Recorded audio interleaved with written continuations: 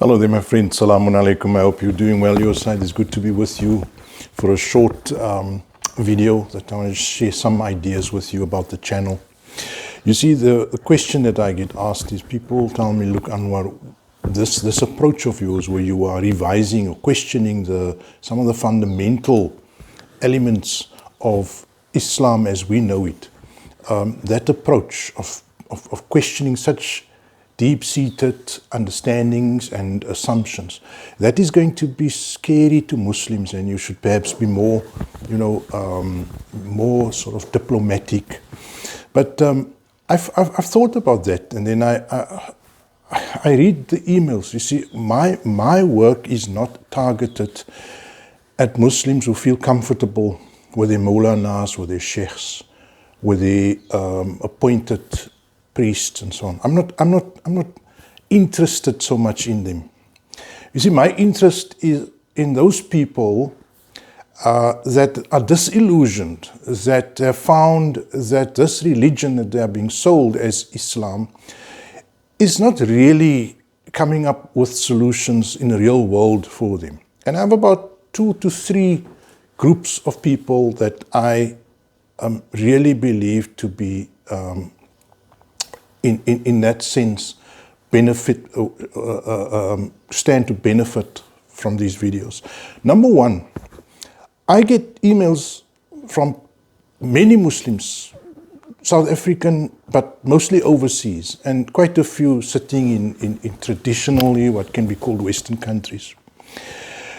And they write to me and they say to me, Anwar, I became a Muslim on my own, just reading the Quran. I just read the Quran and it made sense to me, and I like the ideas, and I've good translations like Muhammad Asad, and through Muhammad Asad's reading of the Quran, he eliminates a lot of the nonsensical translations that come through Hadith, and also some of the more modern translations like Talal, Itani.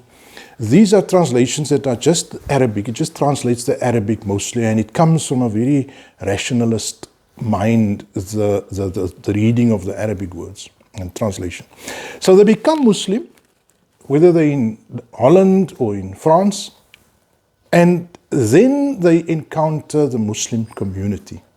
They go to the nearest mosque, they get an Algerian community, they meet up with a Pakistani community.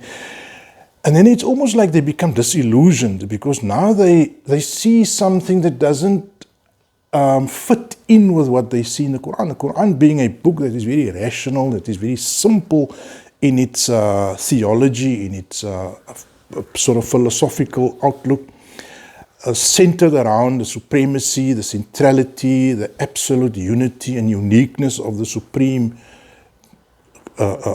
creator and master of the universe, sustainer of the universe.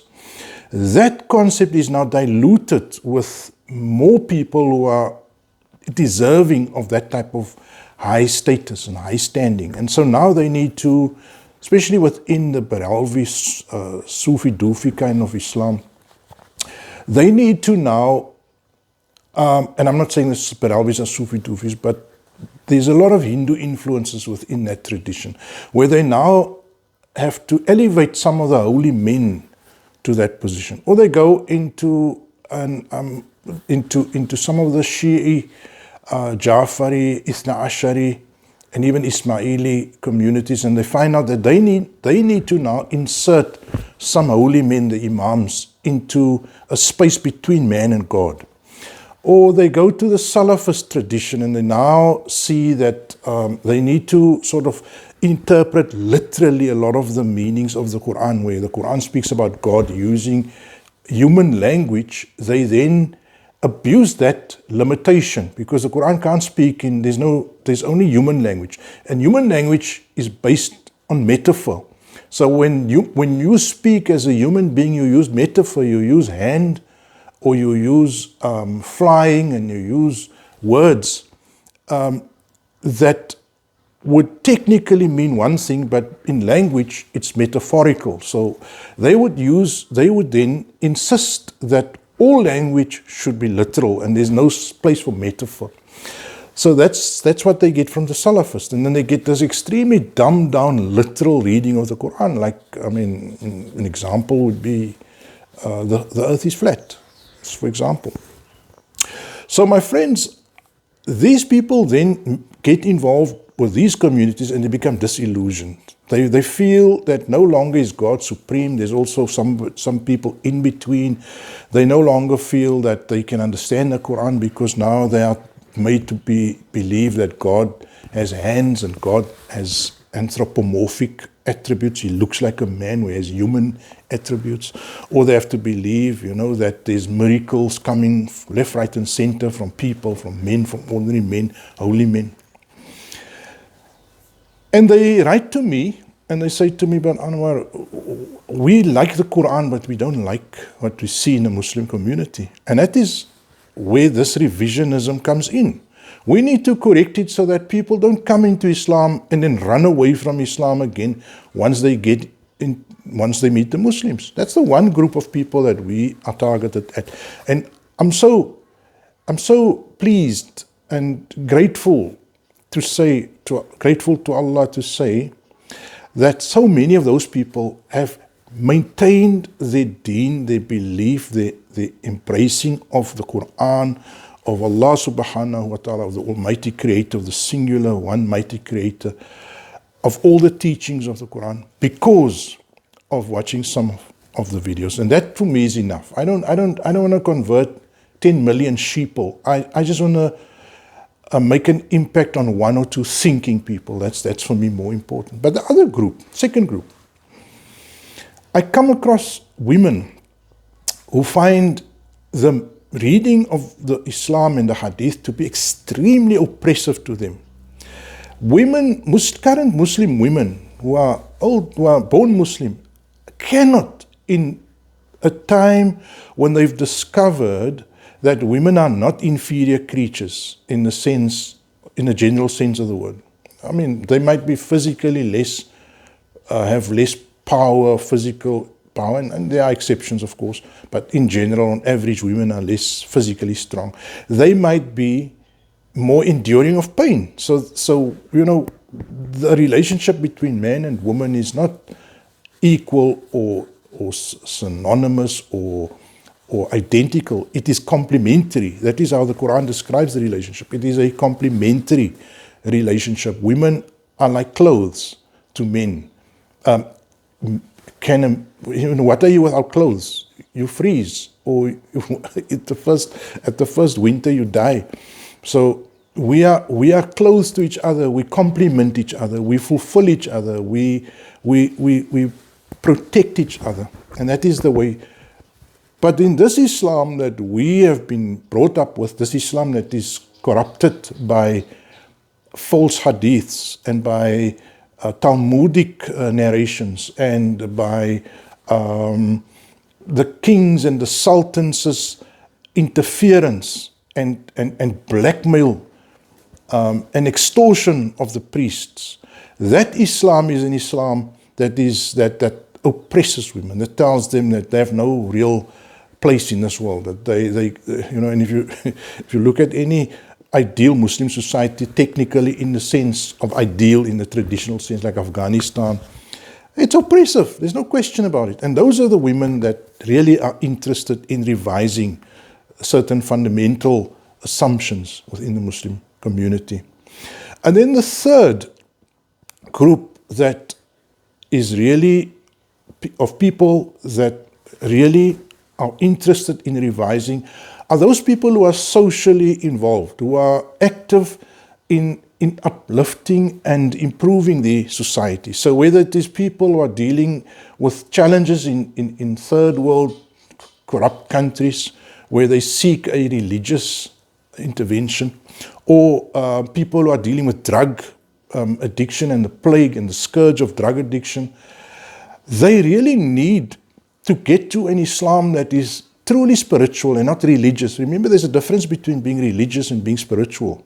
This Islam that we've been taught, this traditionalist, this Islam that is shaped and formed by the sultans and which they've blackmailed the priests into implementing, is an Islam that is not spiritual. It is, and by spiritual I mean seeking nearness to God, seeking discretion, softness, kindness, and meaningfulness in the heart. That is what I mean by spiritual. Nearness to God and with meaning and spiritual and a sense of love and compassion. That is what I mean by what I mean when I say spiritual. And don't say the word spiritual is not in the Quran. The word taqrib or qurba is in the Quran. And that is, if you want to translate it, you can use the word qurba. Qurbat ilallah, to attain nearness to Allah. That is what I mean by spiritual. So these people see the problems in society. Like we have a massive problem where politicians are corrupt, where the fabric of society is being systematically torn apart, and we know people know that there is a loss of spirituality, of that kind of morality within the heart, within the soul, and we are trying to recreate the soul, the heart. That's why I often say Sufism in its correct form, or Irfan as they call it in Iran, means achieving nearness, in fact achieving proximity, in fact even oneness or togetherness with the will of God, with what is absolutely true and righteous. And that Islam is missing. So that is those are the people that also say, how do we get to that Islam? How do we move away from the rituals, from the formulas, from the memorization and all of this mindless practices? How do we get to something that makes my heart soft, humble, and that elevates me? And it is not something that is absent in other religions. I mean, if you look at Eastern religion, at yoga, for example, at even some Christian churches, there's the believers, those who admit and recognize one supreme creator of the universe, are on the lookout, are always seeking, how do I transcend? If the world is, if the reality, if the world, if the future, if everything is beyond what we see, feel, hear, if the true nature of reality is more than what we see, what we smell, what we taste, then how do I transcend my senses of smell, taste, fear? How do I transcend mere hunger, mere greed, mere lust? How do I transcend? And that's another type of person, Muslim, that is interested in this channel, is how do we get to beyond this animal that is just here to graze and to feed and to trample however they want. So those are the three, I would say, audiences that I'm very, very happy and very comfortable and grateful to be addressing and to be making an impact on. The people who become Muslim in a Western milieu and who find that the Muslims' traditional concoctions are just too much to bear. Number two, women born Muslim who have suddenly discovered that the traditional way that they are believing is unfair and God is not an unjust God. And number three, those who want to impact socially, want to use the spiritual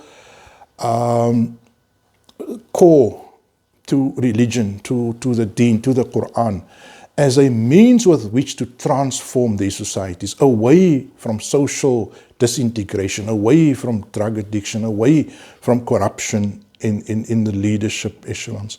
And so, my brothers and sisters, if you're one of those three, welcome, and we will have a lot to discuss. Our intention, my outlook, is problem solution. Islam is a solution to problems, and that is what we are intending to do, is to see how we can solve problems by immersing ourselves in the Holy Text.